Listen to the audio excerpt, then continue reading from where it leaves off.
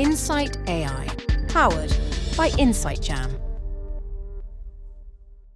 Hey, it's Doug Atkinson from Solutions Review, and we are here with another InsightAI podcast with our favorite expert, Doug Shannon. Doug, thanks for being with us. Hey, good to be here. Well, so much is going on in AI. I always love to have these conversations because the AI conversation always ends up being InsightAI? No. Insightful. It's insightful, and also it's remarkable how it kind of cracks open things that you never thought would be cracked open again. This week, and I think this has been going for some time now, but what's being cracked open and maybe not so safely, I don't know, is nuclear power. So Microsoft just cut a deal, unbelievably, to take over 3 Mile Island, the infamous 3 Mile Island, and start using nuclear energy out of the poster child for no nukes in the 80s. And because AI is so power dependent that they're going back to nuclear. What are your thoughts here? I mean, there was movies made about this, right? I think was there a movie? I think we were China talking about Syndrome. Yeah, I mean, it was right after that. It effectively killed the nuclear power industry. I mean, right. I mean, this was before Chernobyl. After 3 Mile Island, which I think was 1979, Chernobyl was probably in the mid 1980s. But in between there, the United States nuclear power push and industry went completely belly up. And it was after 3 Mile Island and then the China Syndrome movie, which the China Syndrome is that, a meltdown, basically the core of a nuclear reactor is so hot, it will burn its way right through core to China, I think, right? I think that was the thing. China, that was the concept. Like, we don't want that. That was the concept. No, we don't want that. Yeah. I was like, hey, other person on the other side of the planet, it was actually brilliant. It's a brilliant turn of a phrase, the China Syndrome. So anyway, that was the end of that. And the 80s, basically, we all went back to coal. And now here we are, right? Back at it again. Everything comes full circle. It's the circle of nuclear life and power. So on that, AI is massively taking energy and they're looking at how many cranks of the wheel do we have left on how many billion parameters can we do and still manage with this. And we're not even talking about quantum at this point. We're still talking about Gen AI and where it's going.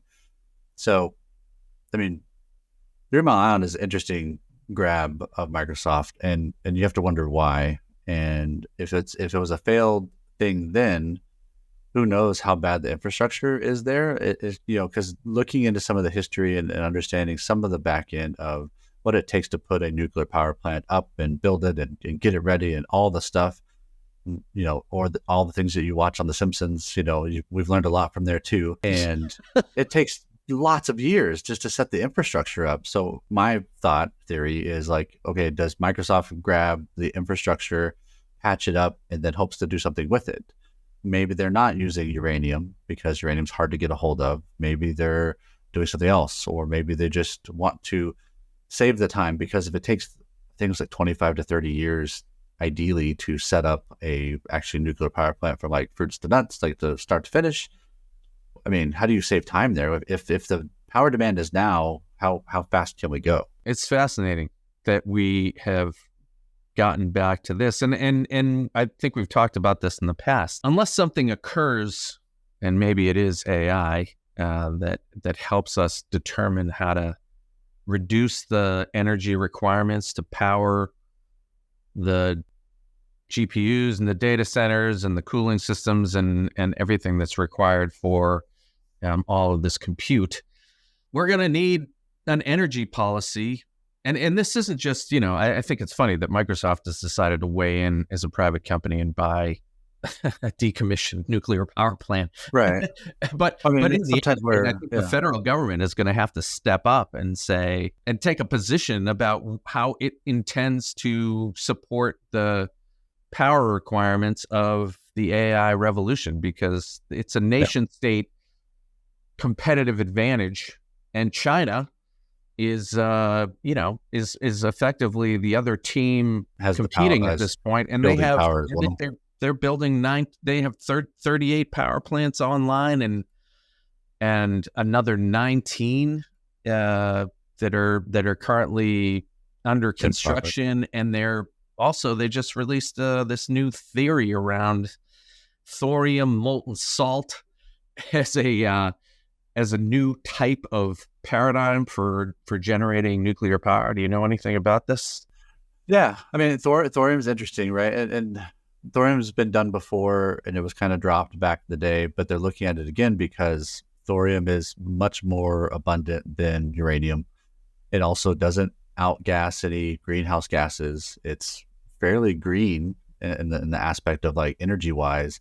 It has a shorter lifespan than uranium, but that's kind of okay as long as nothing bad happens. The good thing is there's no meltdown. So thorium doesn't melt down. It would have the United States syndrome if it were inverted. The China syndrome and the United States syndrome, I guess. Right.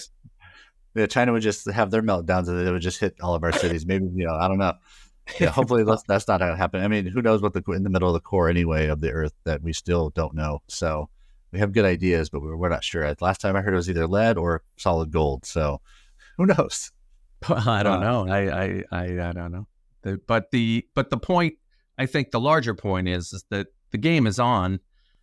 AI is a nation state military strategic level of initiative, right? This is like having nuclear weapons. This is like, you either have an AI strategy that will be competitive and allow you to, or you're just going to get blown right off the map in terms of being a modern in regards society. To computational, right? So it's been talked about like computational output is where the AI wins. We see this in some of the Bitcoin stuff and how you win the thing at the end and you actually do the metrics and understand what the output was.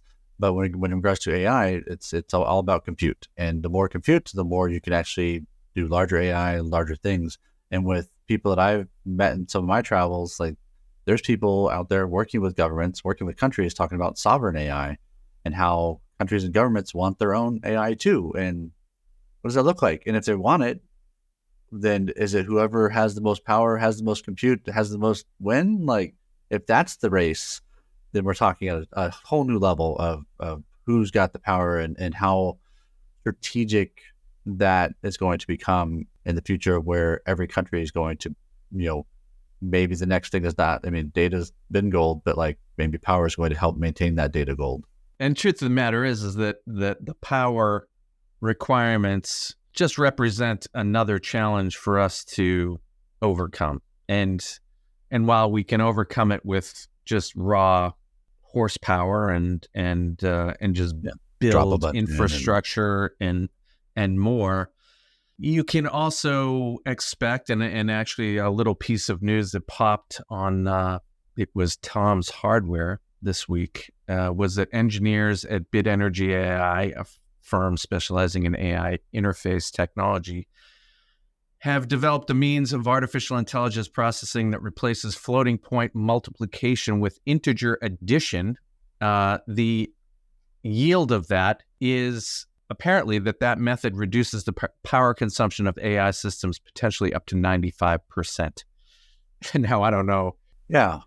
How that scales out, but that is heartening to me that, the problem isn't necessarily going to require us to fire up all manner of nuclear devices and stations, but that, it's a puzzle that just needs to be sorted. Yeah, but when you look at the normal way things work, like things get big at first, and the problems are big, and then they get smaller and more intricate. Same thing with like everybody's household. You buy new houses, especially here in California. Like every house comes with solar panels on top of it. and then the energy bill is much lower because of that. And then you have all of your devices inside the house, other than your AC. The AC still takes a ton of energy. Everything else, though, your lights, your LED lights, everything else is like very much energy complacent or compatible in mind.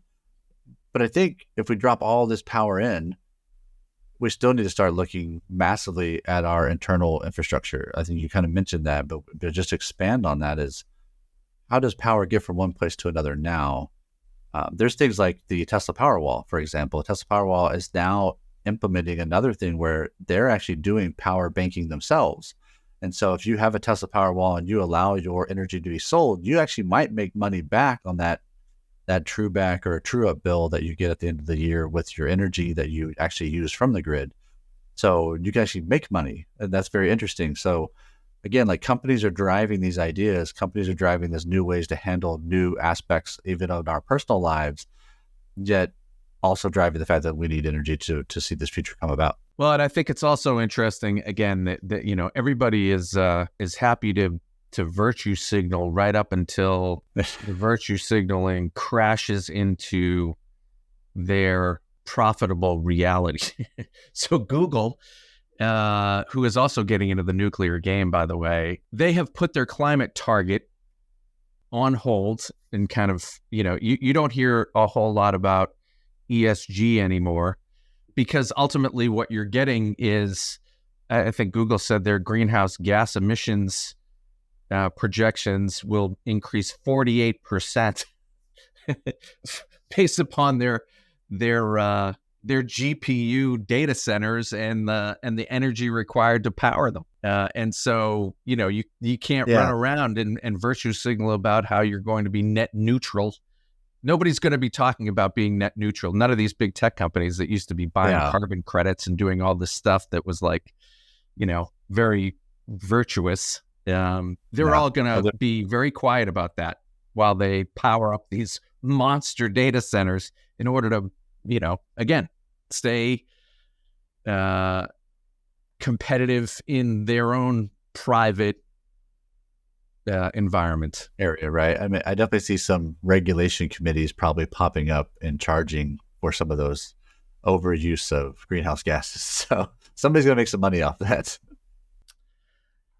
Well, this is it's fascinating, because I think they have gotten into the nuclear power game. I think Google's getting into the nuclear power game. Didn't I see somewhere recently that they're they have a plan for the next few years up to like 2035, I believe, in regards to what they're going to be producing their own power and looking to do deals and capture some land and put stuff out there just so they have the ability to power their own stuff. So I think they're going to try to get that carbon tax down and get the overall numbers down, but it takes time. It takes time to build these things. Like, the infrastructure is huge, and then you have to pipe it in, and then you have to make the deals with the different states. I know a lot of energy that even California still gets is like from Arizona and or from Las Vegas or Nevada in general. So it's interesting.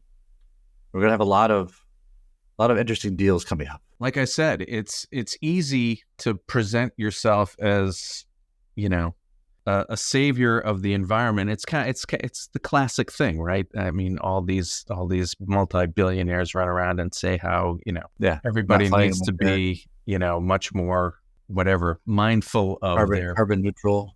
Of their carbon footprint when they're saying that on their 200-foot, behemoth Bond villain yacht. Listen, the only celebrity I met that really embodied that, I actually gotten a chance to meet Bill Nye, the science guy, right? It's a fantastic gentleman. And he's down in like the LA area, and he would ride his bike everywhere. He didn't own a car. The guy, he has money, right? He's famous. Most people know him. Most people grew up with him, at least in my age group. And it was great. It's a fantastic person to meet. But he's always trying to be carbon neutral and very, mindful of what he did. And I was like, that was really cool. I admire that as well. And I think we should all try to do our part. But it's, again, it's the cynic in me. I always chuckle at the finger waggers who will tell you, that you need to do more and you need to be better. And then, and then they jump in their jet and Or they fire up nuclear power, or they hush their ESG projections and start to forget talking about carbon credits, because in the end they realize that there's no way that they can stay competitive and maintain their goals for trying to be carbon neutral. Yeah, they have to make money, right? If they don't make money, then there's no way to fix it anyway, and then you can't just shut down. Like there's that weigh scale, right? You have to have, it's a pros versus cons. Like, do we do this? Okay, stuff goes up. Do we plan 2035 out, and then we say carbon stuff goes down? Like, as long as you're planning for it, it's the nice way to go about it. But yeah, no, I agree. We'll see what happens when it happens. But ideally, at least they're looking at it, and the only way to keep people honest is to build that transparency layer. Yeah, and vice versa. I mean, and both sides are hypocritical. The folks that want to poo-poo all the solar projects that are being built, as on the right, they're just as much getting in the way of again the competitive and ultimately strategic military strategic positioning of the country against foreign threats by, standing in the way of progressive energy policy. Yeah, I mean, there's a chance. I mean, power is one of the most easiest things and the most priority things that everybody needs, because it runs the water, it runs everything else, ideally. And so everything revolves around it. Us talking here right now is, very power hungry. So to some extent. Except if I were to jump on a jet and fly all the way across the country so we could do it in person. Yeah.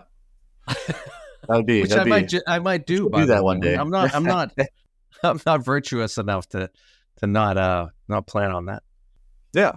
All right. Well, let's take a break. And when we get back, we're going to get into some AI best practices and a little show and tell. Solutions Review is inviting you to join InsightJam.com. What started a few years ago as a social media event to celebrate enterprise technology has now grown into an always-on tech community with live events, discussions, videos, vendor showcases, and industry resources. Our vetted roster of experts, thought leaders, and analysts are sharing tips and tricks daily.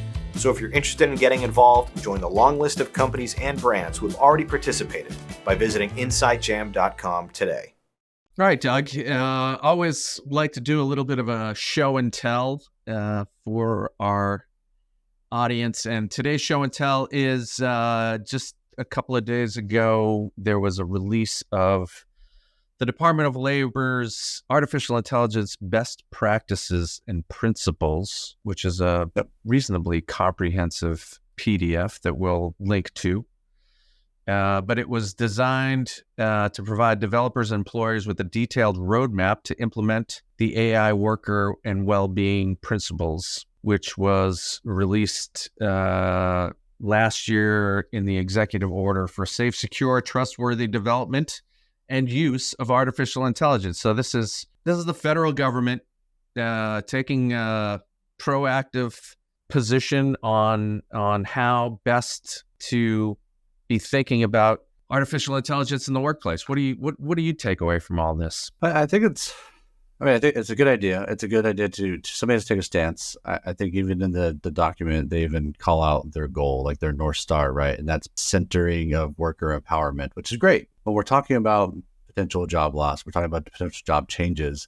The worker, the employee, the person out there doing the work is saying, what about me? Is my job next, or is this job next? And really nobody's answering that question. You have proponents out there and people out there saying like, yes, and then we're going, the government's going to do this, and yes, and it does that. But there's no tried and true statement. So them putting it together and putting something together like this and saying that their North Star is, centering on worker empowerment, it's fantastic. So there's definitely a bunch of other things in there that we can jump into, but I wanted just to make sure we call out the goal of it. And I think that's a worth goal. This is going to be a fascinating clash, and it'll be interesting to see whether we get to a point where a Rubicon is crossed and the government decides, GPUs don't vote and artificial intelligence agents don't vote, but workers do. And the minute people start losing jobs at scale, there isn't. They're gonna start pushing. Yeah, these representatives are going to have their phones blow up, and they're not going to be able to help themselves. They're going to. I mean, they're going to do something. And the question is, right now this is a fairly benign release, right? There's lots of good stuff, like you said, the North Star. There's also a few other points: ethically developing AI, establishing AI governance and human oversight, ensuring transparency in AI use, protecting labor and employment rights, on and on and on. Using AI to enable workers, supporting workers impacted by AI. Yeah, I mean, but that last one, let's face it.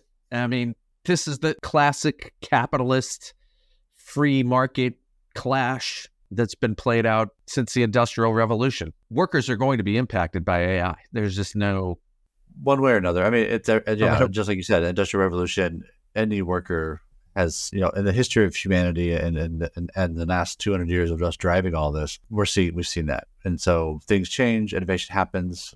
The thing that gets most people is innovation in this space and age right now with AI and Gen AI, and where it's moving is every 6 months. It's like a year. So the years have been crunched down to 6 months. And so every 6 months, it's like another year almost. So now we were in human years, and we have dog years, so every 7 years, and then now we have AI years, which is like every 6 months. It's like, it's how do you move faster? And that's some of the stuff that I'm trying to work through recently. Is again, same point of this, like, how do you empower the workers? How do you enable the workers? And how do you really embolden them to be able to be like their best selves, do what's good for them, still drive the value? So, but again, like to the same point in this document is establishing AI governance and human oversight. 100%. Humans still need to be in the loop. And really, the points that I would see and where I see this really going is that humans are really great, ideally, at having a growth mindset, being critical thinkers, delivering on the content and context of what is being said and done with. So if you have humans in the front and you have very human oversight going on, then everything on the back end can be automated, can be AI generated, can be, taken away from the human. Say, okay, we got the content now, we got the context now, we understand what this is. Let's go drive that for you to get you the rest of the information. So is the human empowered? Yes. Are they emboldened? Yeah, they're emboldened to take on new strategies, new efforts to drive things forward. Okay. Are they enabled to do so? Yes, maybe through Gen AI itself, maybe not, because of agents and things like that are actually showing more signs of value than AI alone. So these agents are going to drive, and they're going to talk to people and help people and drive that method of that collaboration. So, yeah, so back to the document though. I mean, the fact that they have supporting workers impacted by AI near the end, like they didn't want everybody to see that part. So, there's a good chance that could happen. I just chuckle at the idea that that capitalism and private industry are going to somehow throttle themselves. And I mean, what do you see? I mean, how do you see it? I know you have a particular opinion and mindset, which strikes me as a very thoughtful and evolved and mature approach to more of a human centric AI strategy, but money's money and savings is savings and profits are profits, and it's true. And that's not the way everybody's going to think about it. That's just a fact. It's going to take time to change. Like I was talking to somebody earlier this morning, and we've all kind of agreed that a human made table by hand now is like $500, but a human made table by hand in the future may be $5,000, because humans won't need to make tables anymore, because we'll be able to automate this or build AI that understands how to build these tables in the same way. And then they're going to be cheap, and then they're going to be still well made, and they're going to be IKEA notes, and you get the nice little pictures, and you put it all together and it works. So, but yes, I mean, taking a human first approach, I think is key. And talking about worker and empowerment, but why just say worker when AI is impacting all of humanity? And if AI is doing PhD level stuff, there's not a lot of PhDs in the world compared to the rest of the 8 billion people on this planet. So it's smarter than us. We've talked about the Turing test and whatnot, but in general, how do we we should be taking everything that has a massive scale that impacts society, that impacts us as humans. We should be taking a human first approach to say, how does that impact humans? Are we doing that for our best interest? Or is this going to turn into something that may not be in our best interest? And that's the risk. And what I think is fascinating is the idea that bilaterally, across or bipartisanly, across both sides of the aisle, the United States has always, except where they really had to kind of weigh in, and they certainly weighed in with regard to child labor laws, and they weighed in with regard to civil rights and discrimination that was happening, certainly, and rightfully so, across all of that. But since I would say civil rights, they have been pretty hands off. I mean, I would say this has been probably one of the largest periods of laissez-faire kind of government, bipartisanly, despite, maybe some of the more, recent stuff, partisan wings of parties. But this is one of those things. It's going to be akin to, the civil rights issues of the 50s and 60s and the Industrial Revolution abuses of the 20s, or whenever that was, the 10s and the 20s and the 30s. Yeah, this is going to require, I think it's going to have to require some level of federal legislation or something. Yeah, no, I mean, I definitely see a lot of the same, and there's going to be, everything ebbs and flows, right? And so as people go into this and as things start to change and we see where the future is heading and we know what is going to be impacted versus what is not, I mean, laws do help, and especially with regards to civil rights and really enforcing those to ensure that there is parity and like the fact that people can do and have rights and have, civilities and be in it, feeling like they're safe in the cities that they're in and all these other things. Like, that's how societies are made, to where, people want to be a part of those things. And so taking that, again, that human first approach and looking at the future is key on so many levels because of the way it's leaning now. And if it is going to take jobs potentially, even if we put on its head, kind of like what I talk about online, is like, it's not fire, like don't fire anybody. You don't really need to per se. It's just don't hire. So when you don't hire people, you're saving money there too. But people automatically are going to leave roles every 2 years and have normal attrition and whatnot. And then you look to facilitate that. And that's where I think a lot of things are going to come into play is again, like, we're seeing enterprises drive these conversations. We're seeing companies drive these conversations and abound power and future and where things are going and what they're investing in, where it's all heading. And that's what we have to look at. And there's some stuff I can add in there, but I think overall, like, to the point is, we need to be aware of this. We need to be a part of the conversation. We need to take a human first approach. Well, so where do you see it? I mean, you're out there and you're at conferences and you're working with AI on a regular basis. I mean, where do you see the most likely initial impacts? Well, it's going to be, again, we're going to see it in the business first. So right now there is a lot of proponents, 2 years after all this stuff came out, that originally was like Gen AI is the best thing since sliced bread. Go do it, invest in it, everything. And then your large enterprises are saying, but how? Where's the value? Where's these use cases that we normally usually get with any technology? And AI doesn't always sit well with the use cases because you kind of need to let it sit there and see. There's also a lot of training going on. It's something we talked about previously with like Amazon or some of these companies. They need to take almost like a 4-day work week. And that 5th day is just training. How do you use this stuff? What does it mean to use this? What does it look like? Because the more we actually have people engaged, the more they go, oh, I can use it for that? I never even think about that. And then we say, now we have a use case, right? So what I can say here is that this time next year, October of 2025, I'm pretty positive that the enterprises will finally wake up and say, wait a minute, something's going on. Why have we lost market share? Why are the small and medium-sized companies taking that market share faster than they normally would in the past and competing with us on scale? The history there is enterprises have always looked at startups and said, okay, they move fast because they're nimble, they're fast, they have ideas. We go strategically acquire them, or we purchase their intellectual property, and then, hey, we win and we get to move and shake and we get to differentiate ourselves from our own competitors. But when your competitors are not just startups anymore, they're your small and medium that are actually highly enabled by AI because they don't have the legacy that the enterprise does. They don't have the legacy applications, the platforms, the back end of the ERP systems, or the people, because again, like I've said previously, there's 4 different generations of people inside of these enterprises.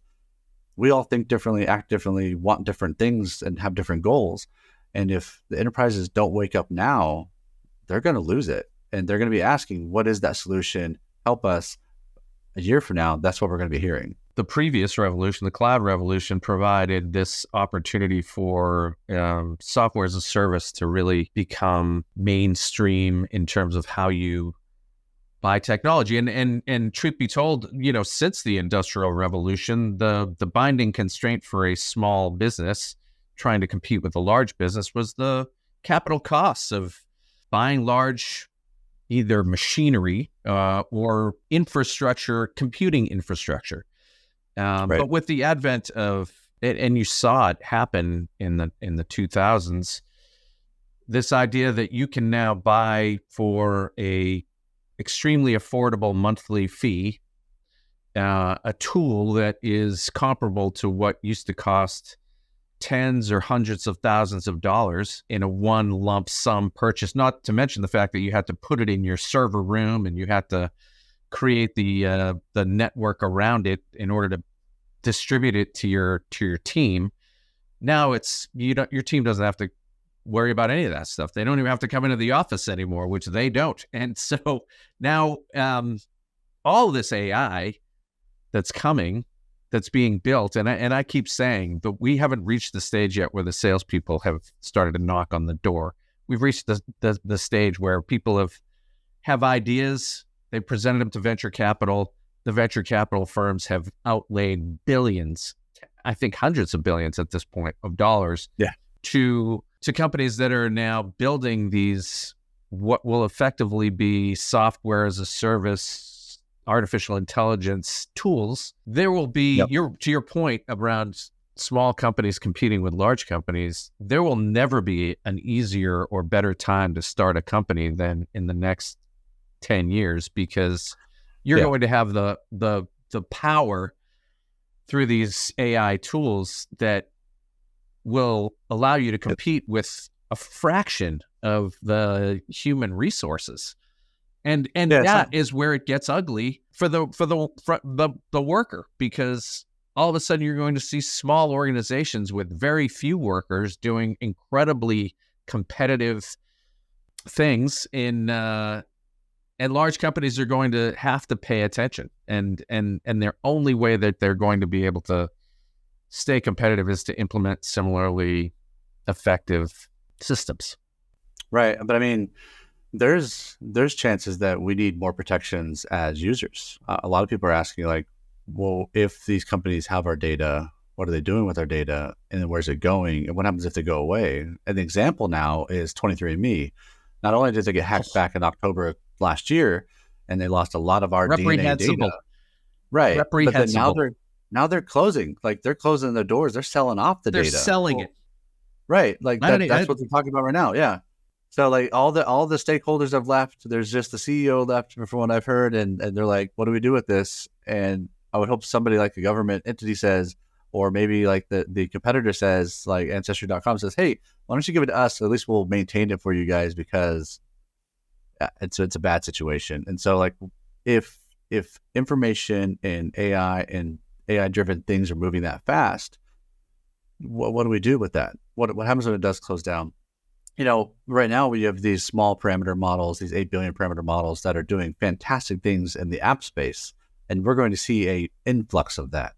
So if you go and you say, wow, that app really does all the things I wanted to do, it does all my banking for me, or it does all my personal something, whatever you want it to do for me, and what happens if they go away?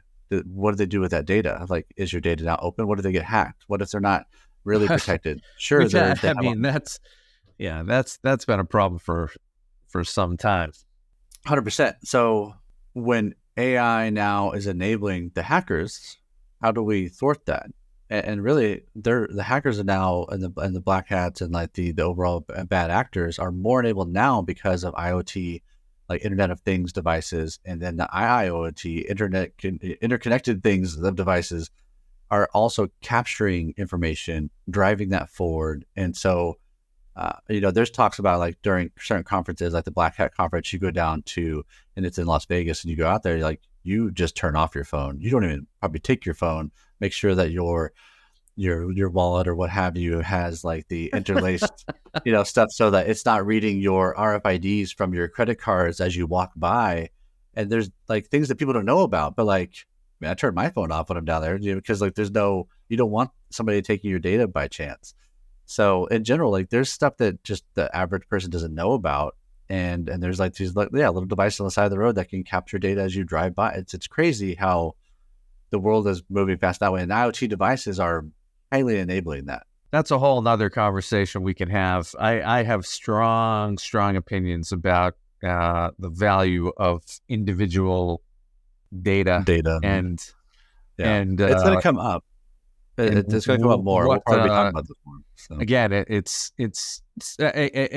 I just don't understand how we've gotten to a point where we're just comfortable with these organizations completely mining us. Just treating our data like it is, confetti, and just letting it fly all over the place without any real controls. And then when it does get hacked and goes out the door, nobody seems to ever get fired. Nobody ever goes out of business. I mean, maybe there's a fine paid, but it's nothing. And truth of the matter is the federal government is in the data arbitration business, through Freddie Mac and Fannie Mae just as much as everybody else.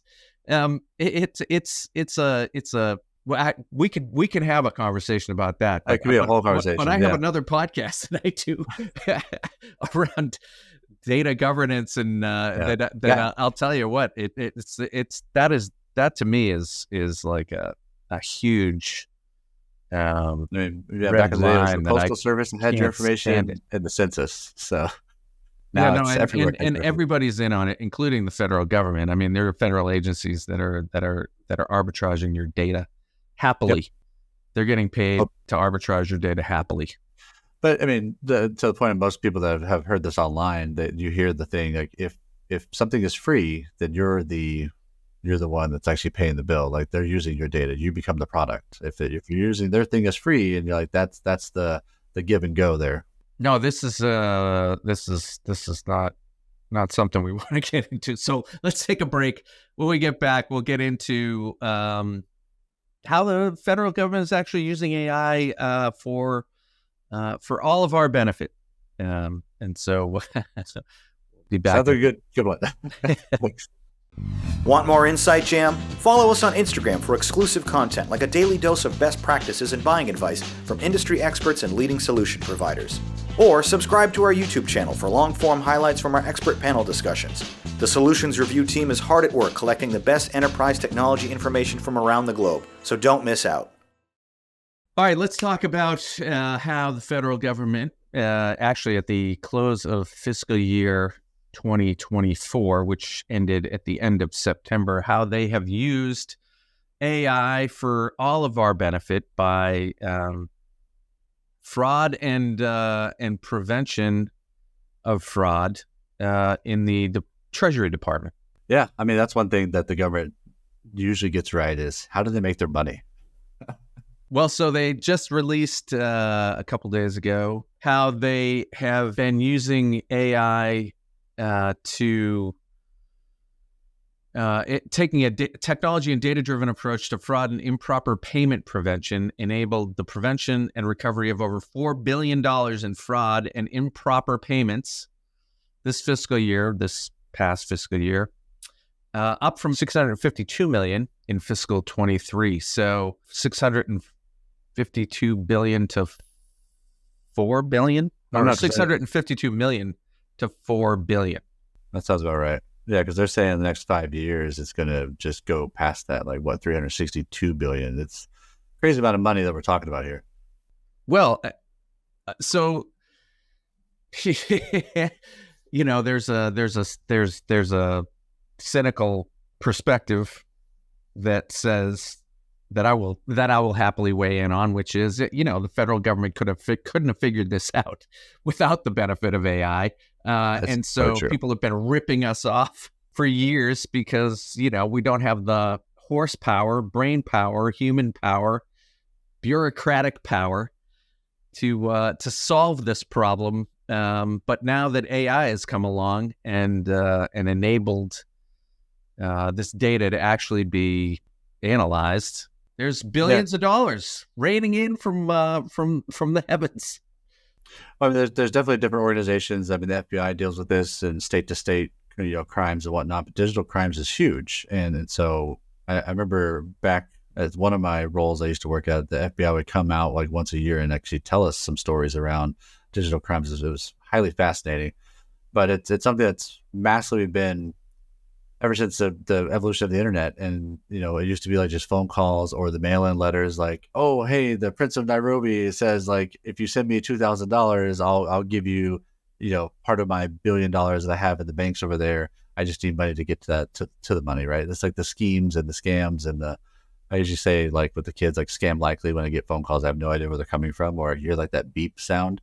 But the same thing happens, right? So AI is enabling those actors and those bad actors, those same kind of people to do better, to the point where you could be in any country now calling in or typing in, and now the language is perfect. There is no grammar issue. There is no miscommunication on an actual subject or meaning.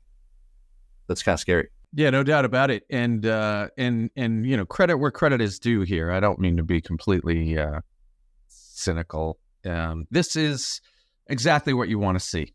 This is a federal agency taking the latest technology. I'm sure they were assisted by some very thoughtful and ambitious consulting firm to put this into place. And lo and behold, it seems to be doing a great job and saving billions of dollars. And I love it. I absolutely love it. And I think this is as much and I'm glad that they issued a press release about it, because it is as much an example of some of the, real meat and potatoes benefits that we can all get from this advanced technology. Yeah, I mean, a lot of the fraud, right, is looking at different online banking functions. It's reading the records. It's understanding the nuance, and that's something that AI and even both automation can do very well. As long as it knows what it's looking for, it can find it. And those are the key factors, like, overseas transactions or state-to-state transactions. Like, you can actually monitor those much easier now with some of the technology that's in play. And then even the research capabilities around that, we're able to see where that goes, what that looks like, and kind of stay ahead of the game, and even do simulated data attacks. Like, what if I did this? And what if that happened? Do we know what that looks like? And so whether it's simulated or even using synthetic data to kind of shotgun test these different methods, there's some wins. And I would expect that this is only going to become more pervasive within the federal government. And I think, we've all been aware of some of the more shocking stories that that fly by our feeds about agencies not being able to account for billions of dollars, or that things are costing exorbitant amounts for something that we could all buy at the hardware store for $10. I think we all feel sometimes, and I think it's a bit of a cliche almost, that there's just massive inefficiencies and an incredible amount of waste and an inability because of just the sheer mass of bureaucracy, an inability to truly keep a handle on the billions and trillions of dollars that are being spent at the federal level. And I think we would all be well served for stories like this to become more prevalent, so that there are initiatives to expand these into the other agencies and really take advantage of just the ability for machine systems to track and and account for and report on and analyze all of this money. Yeah, the visibility, the transparency, showing some of the good that the government does in this case, right? That's a win, because we hear a lot of negative, we hear a lot of different bipartisan approaches to things, but when it comes down to, hey, look, there's workers there, just like there's workers here, just like we're workers, and they're getting the job done. Like, that's fantastic. Let's showcase that. Like, showcase the wins, but also be transparent with the negatives as well, because we need to know where we're not hitting right, or what is faltering, what is not aware, or what are we not viewing, without telling the bad guys what we're not looking at. And so, where do you see things heading with regard to these sorts of initiatives? I mean, this one, truth be told, this has been going on for the better part of the last year, and it's already yielding some pretty noteworthy fruit. Is that your experience, that you can get something like this up and running that quickly? I mean, it's a little disappointing to hear that they found this much money that quick.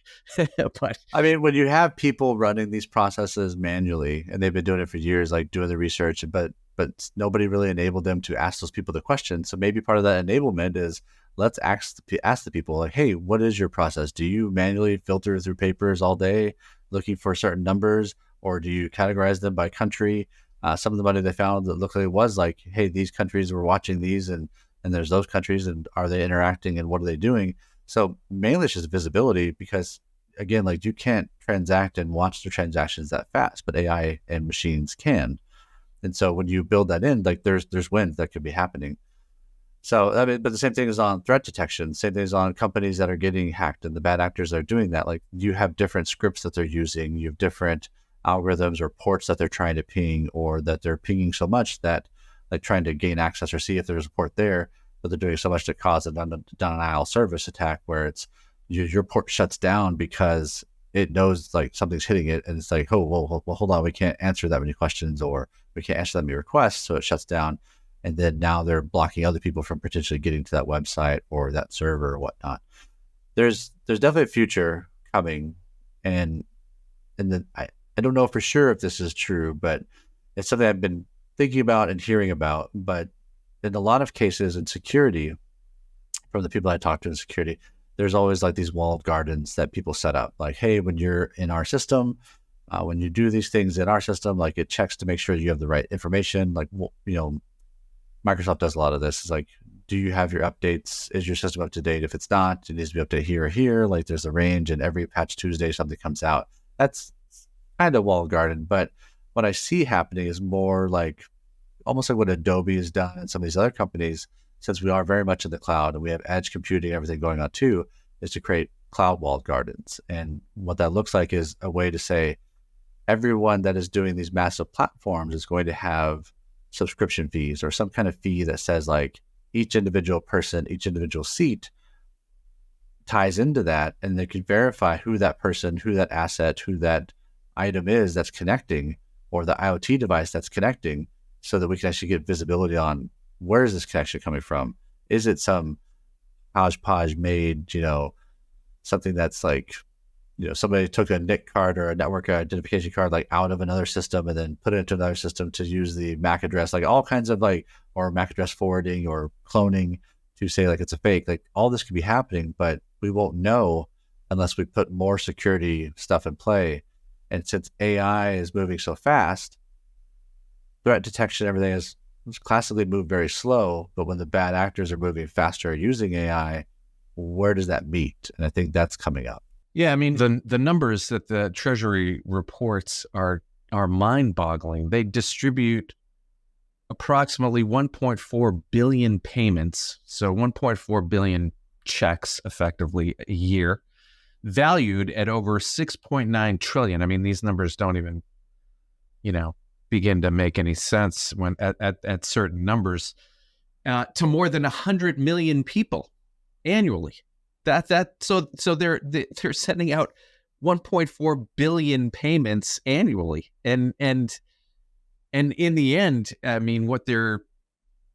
you can just imagine, the amount of overpayments, the amount of payments that go out that shouldn't have gone out. I mean, I think that's ultimately what they're trying to find here is the people that were receiving payments who are no longer with us, or who are no longer, whatever, unemployed. They're getting an unemployment check or whatever it is. I mean, there's just a massive amount of, it's not even, I'm not even sure it's fraud straight up, except that maybe they're not, the individuals reporting it. We have to see. But the numbers are just shocking. And when you realize, just how big the problem is, that in the end, it's like artificial intelligence makes all the sense in the world, and just its ability to deal with large numbers and create a certain amount of truth around it. It's crazy. I mean, even on the list that they have on some of the leaderboards that they have, it's it's most of the credit agencies, like the TransUnion, Visa's on there, Experian's on there, Microsoft's on there. So if they made the list of the 21 people that are on there, like that's a ton of stuff hitting those systems, those people, those companies, and yeah. So with regard to how AI may have a meaningful impact in other ways, rather than just being a threat to the worker, I think this is as good an example as any. And again, kudos to the Department of Treasury for having the transparency to share how much they're preventing in terms of fraud and overpayments. It does conversely, unfortunately, speak to just how much of a mess it has been for years and years. But it's nice to see that the advent of AI is starting to rein some of that in. Yeah, I mean, those that are interested in stuff like this, I mean, you can go to the FBI.gov's website too, and you can actually go down the list of daily on the things that have happened. So from, what was yesterday? It was like today's this day, and like yesterday there was a woman that got sentenced for $100,000 in pandemic loan fraud, or $500,000 in stealing from the company, whatever company this person was working at, or you name it. There's a long laundry list of all the things that are being convicted and all the things that are being happening around us that we get to hear that. We hear like the nice and shiny, the crazy news in the media around us. But when it comes to fraud, like all this stuff is happening probably right down the road, and we may not even know, or it's impacting our neighbors. So yeah. So what else, Doug? What else is happening in your world these days? What are you writing about? What are you seeing? I think the biggest thing I plan on writing about more after talking to many different leaders in the space is that every company seems to be impacted by one common thing. And it's stuff we've all seen probably, and it'd be interesting to hear what other people think about it. But in general, when most companies are either selling something, doing a service, providing a system, or providing a product. And when you do that, you always have salespeople. And usually the business then kind of like leans very heavily on that side. And then you get all the effort, all of the nuance, all the AI, all the cool new stuff goes to those. It's like the squeaky wheel gets the grease, but also the one that makes the money gets the grease. So it goes to that. But then when you go to the back office, or you go to, hey, how do I do my daily stuff? How do we drive AI velocity and getting the day jobs done? There's nothing there. It's siloed, it's mired, nobody talks to one another. The organizations kind of like fall apart on that side because it's everybody trying to keep the lights on, do the things, but nobody really knows who's doing what. And so there's still things like shadow IT. There's still things like people doing the same jobs as, you have one team over here, one team over there, they're doing the same job. They don't know they're doing the same job. So like, how do we align on that? And really it goes back to the speed of this AI velocity, the speed of where the year is now truncated down to 6 months. And how do we move faster? How do we move at the speed of now? And how do we get organizations to understand that their employees are the first customers, and that those same employees that are their customers have a different cultural understanding of that company than the leaders that are driving it? So that hierarchical view of this is what we do and why we do it because of these reasons may not be that. And so leaders need to actually step up and go, hey, employees, what do you think it is? Like, what does it feel like? Because they're going to find out it's either toxic, not working, siloed, massively mismanaged, understood, functions at different levels that just make no sense and they shouldn't be at those levels. And so I'm going to try to work on how to relay that information better, because if it is true that this time next year, and enterprises say, they throw their hands in there and say, we can't compete, we can't buy out the startups, we can't even, if we buy out the small and medium-sized companies, we either buy out and lose all of our capital, or we buy one or two, or we acquire them and work a deal out, or maybe we combine with them or something. But like, that doesn't work for everybody. So we're going to have this consolidation happening, or just people desperately looking for, what do we do? How do we get enabled? What does this look like for us? And how do I drive that in my own company? So I think all those things are going to apply. Well, and hey, not to crack open a whole new can of worms, but how do you do that when it feels to me, at least in my experience, that oftentimes an organization goes and invests in a system and they build around that system, and the person who was champion of driving the build around that system is long gone. Right. And now no one owns it. Everyone owns it. Everybody's comfortable with it. And nobody coming in from the outside has the chutzpah, wherewithal, or the political capital internally to want to take that on and say, we're going to blow this thing up and bring in something else, or even just alter it, that change management, right, that's required, because it works. It might It's always been that way. The new thing. I mean, the threat to your very being in terms of your professional career. There just aren't a lot of leaders that are willing to step on that landmine. And we're seeing less and less, and they realize that, again, like if something happens, we saw this with CloudStrike. They had an issue. It was a security issue. It was something that was actually done by Microsoft. And long story short, you can look it up. But in general, the people get fired because of it. They didn't get to learn from it. They got laid off, right? So then, how does that work? And so what I tell people is, like, even when you're looking in the AI space and you're saying, how do I bring in the AI chief executive officer, an AI CAIO, or whatever you want to call it? I say, don't bring just one person, bring a fractional person, because you don't want somebody's one point of view walking in there. If everybody just had a one point of view, we'd have the same Blockbuster issue where they had stakeholders saying, and they had like investment, people that were advising them say, no, you don't have to worry about Netflix. We're good. We have places everywhere. It's beholden. It's driven this way.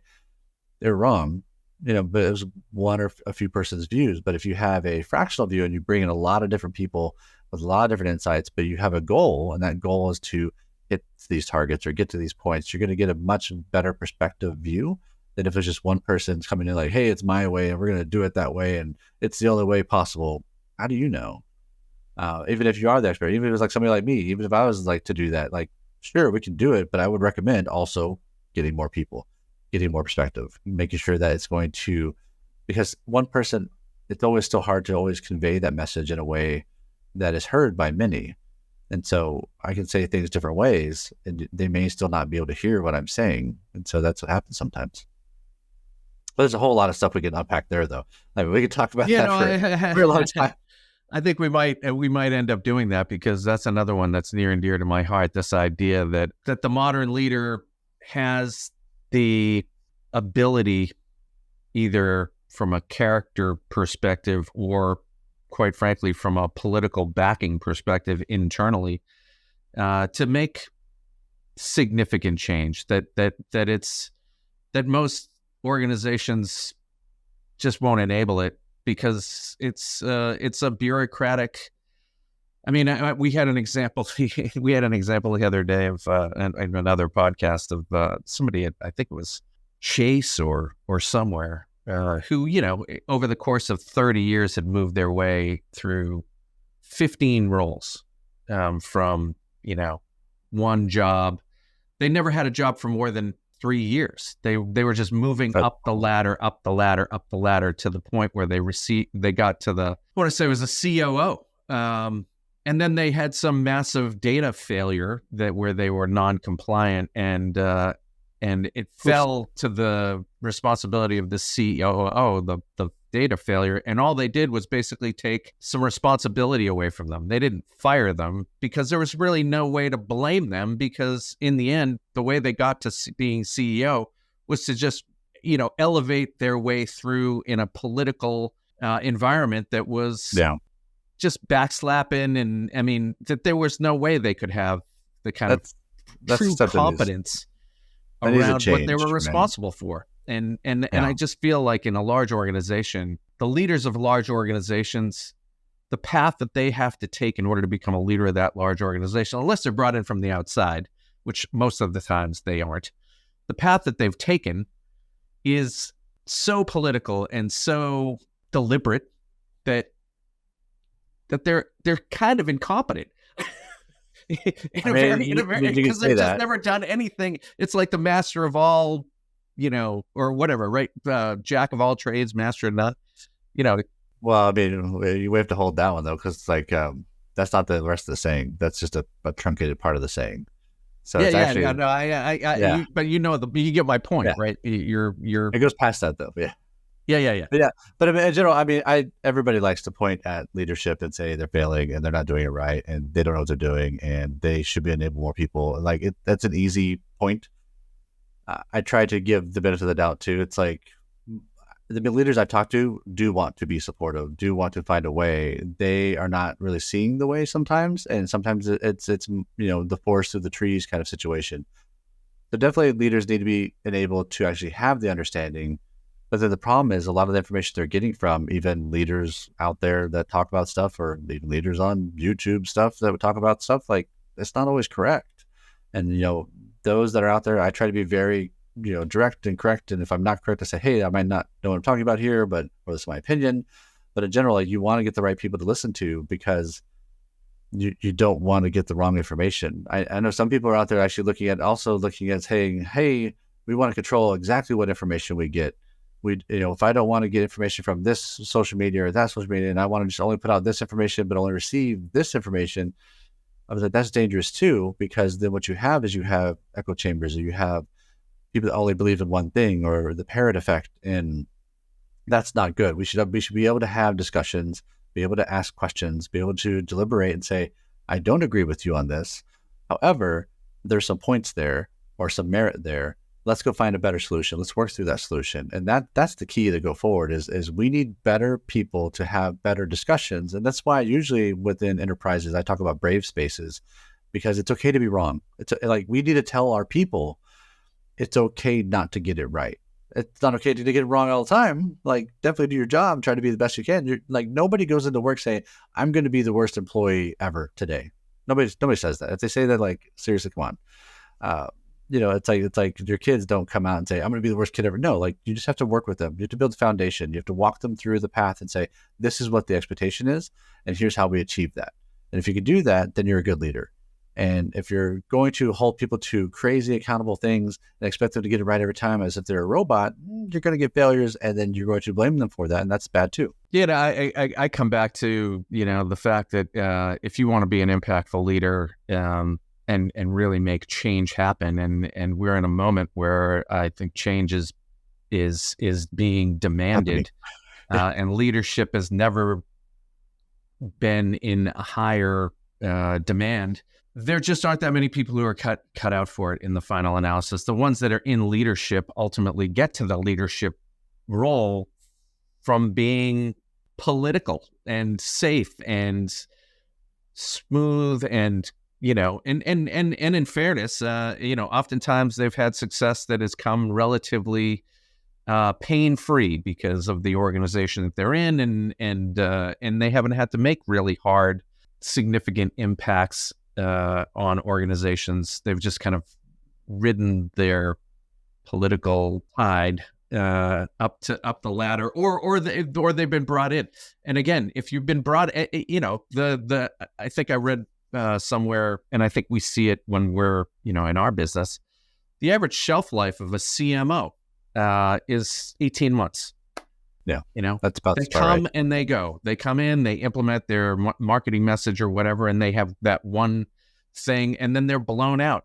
Same with head of sales. That heads of sales just don't stick around because they can't, by the nature of the role. And I think certain leaders that get to a point are, in fairness, I mean, this is their career, this is their life. They have a lot of interests that they're balancing outside of trying to make change happen in an organization. They're trying to, raise a family and provide for their everybody's goals for their life, and so they're making calculated decisions around what's going to make their tenure last longer. And so as a result, they may not take on the truly hard change that sometimes is required because it's safer for them. Right. I mean, the one thing to add there is on the AI side is that when you have CMOs and you have sales guys and gals that are leaving fairly quickly, AI plays a massive role there that is not normally realized. And so what I would say is that they should be putting AI in place to kind of watch the interaction, maintain that tribal data that's going in and out of that certain location.